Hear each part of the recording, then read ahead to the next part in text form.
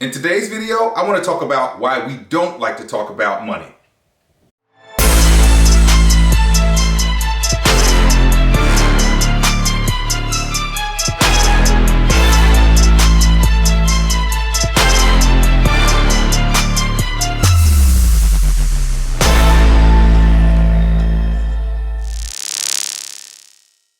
What's up, everyone? Thank you for stopping by the Achieve Financial Coaching channel, where we believe in breaking the chains of debt and talking about all things related to personal finance. Today, I would like to talk to you about something that we don't like to talk about. It's actually quite interesting. We love to talk about money as a society. We're always talking about how much money the government spends, how much debt the government is in, or how much something costs.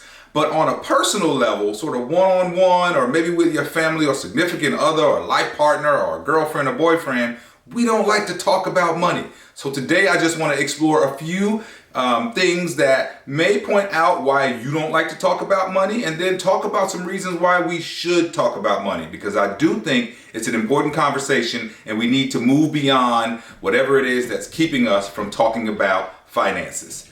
Please like the video, subscribe to the channel, share it with a friend. Let's get started. Let's start this video and do this in a way where we talk about the reasons we don't talk about money and the reasons we should. So quickly, let's talk about the reasons we don't. First, there is sort of this overarching thing, overarching feeling of guilt, shame, and embarrassment. Self-awareness hurts, right? When we look in the mirror and really try to figure out who we are, it is a tough process, and money is a sensitive topic. So when you really take a step back and look at your money, oftentimes there's guilt, shame, or embarrassment, and it has nothing to do with necessarily how much money you have or don't have. It may have to do with how well you've handled it, or how poorly you've handled it. But there's guilt, shame, and embarrassment. Second thing is ignorance is bliss, right? Like, people don't like to face the things that are tough for them to face, so we'd rather ignore those things.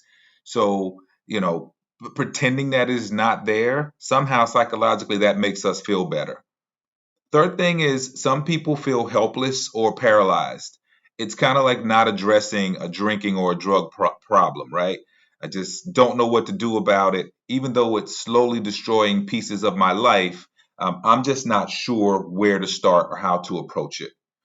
And then the fourth thing is judgment.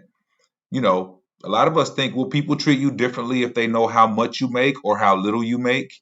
I've witnessed the changes in people when they learn what someone makes, whether it's a lot of money or whether it's, not very much.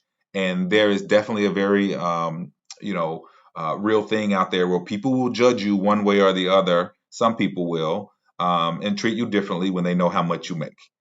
And then the last thing in terms of the reasons we don't, even though there are many more reasons than this, is fear.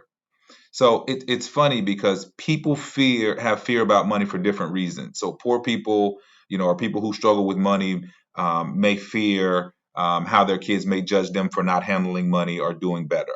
And then I know some very wealthy people who won't talk to their kids about money because they think their kids may feel entitled, or they don't want money to change the relationship they have with their kids or their kids have with each other.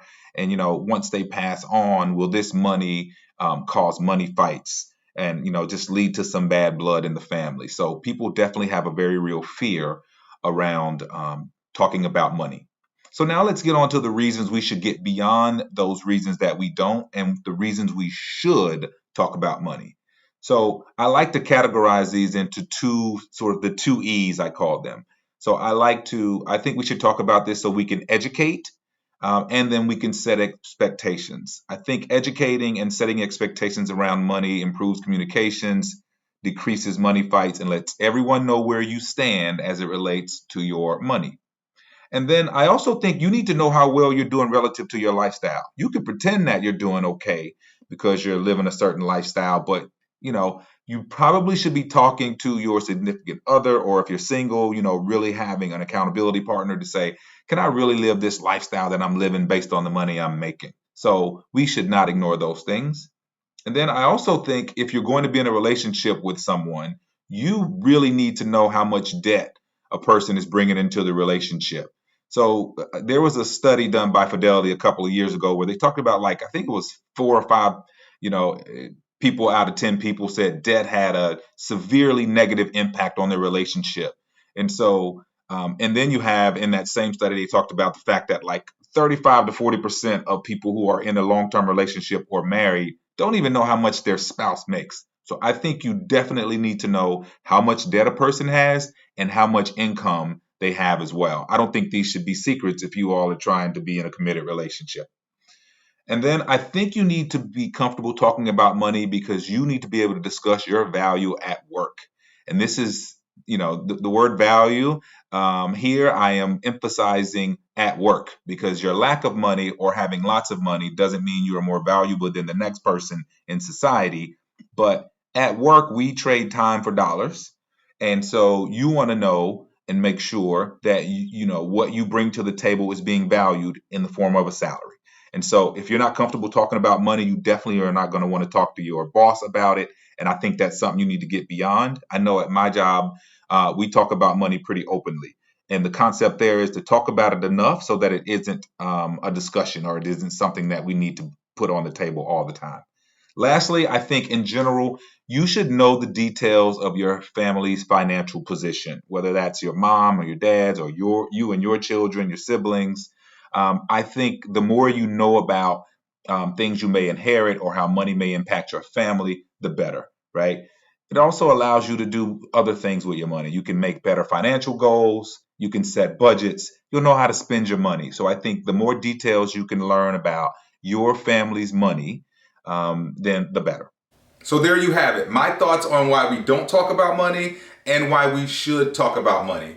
There are many other things that we could have added to the list in terms of why we don't talk about money. Some people are just very private and they don't like to share that information. So that's one thing I didn't specifically call out, but it's a very legitimate reason on why people don't talk about money.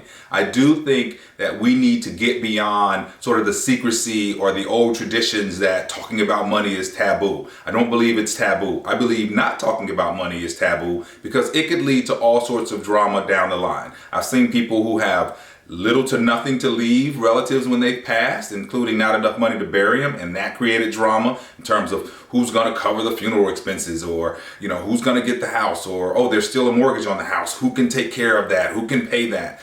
And so I think having open and honest conversations about where you are financially, especially as a family, I think it just leads to greater clarity. It clears up anything that other people may be thinking that they haven't shared. So we need to start having these conversations openly, just like we talk about a lot of other things. I personally don't think that sharing personal information is necessary. You don't have to tell people specific numbers. You don't even have to tell people percentages. But I think having general money conversations is healthy and it's a good thing, and we need to start doing it as a society. Remember this. You can achieve much greater things than where you are today if you're willing to put into work. Conceive it, believe it, and achieve it. I'll see you on the next video. If you like today's video, please consider subscribing to the channel, liking this video, and sharing it with a friend. I've created lots of other videos to help you in your personal finance journey. Please check out some of those as well. See you around on the next one.